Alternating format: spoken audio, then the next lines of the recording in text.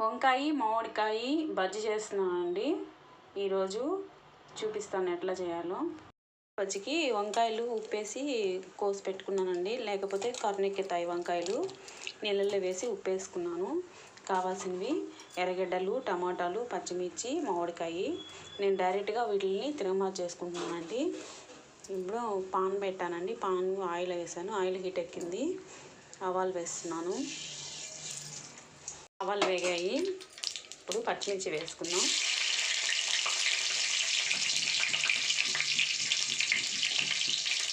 పచ్చిమిర్చి వేగాక ఆనియన్స్ వేసుకుందాం.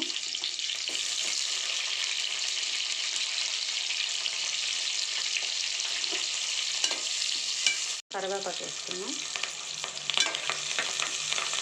వంకాయలు వేసుకుంటాం కాబట్టి కొంచెం రాళ్ళు ఉప్పు వేసాను.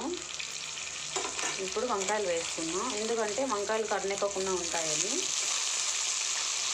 వంకాయలు కర్రెక్కవండి. ఇప్పుడు బాగా కొంచెం వంకాయ మగ్గినాక టమాటాలు వేద్దాం. కొంచెం పసుపు,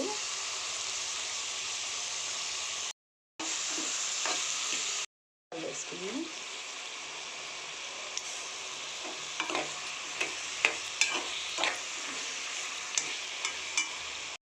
ఇప్పుడు మామిడికాయ ముక్కలు వేసుకున్నాం.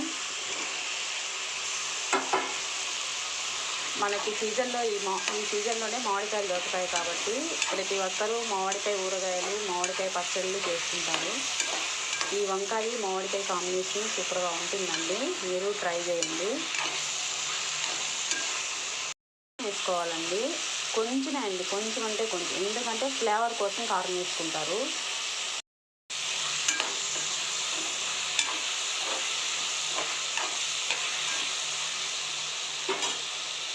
వాటర్ పోస్తున్నాము. ఈ గ్లాస్ వాటర్ చాలండి, ఎక్కువ పోసుకోకూడదు. ఎందుకంటే ఇది తొందరగా ఉడికిపోతుంది వంకాయ మామిడికాయ. అందువల్ల కొంచెం నీళ్ళు పోసుకోవాలి. ఇది ఒక 5-6 విజిల్ పెట్టుకున్నాక ఇప్పుడు 2-3 విజిల్ పెట్టుకున్నాక ఆపేసుకుందాము.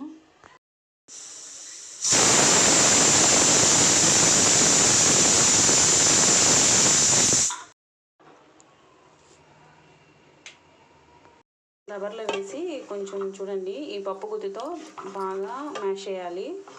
చూడండి ఎంత బాగా వచ్చిందో. వంకాయ బజ్జీ రెడీ అండి. చూడండి, 1 నిమిషంలో 1 మినిట్లో చేసేయచ్చు. ఎంత బాగా వచ్చింది వంకాయ బజ్జీ.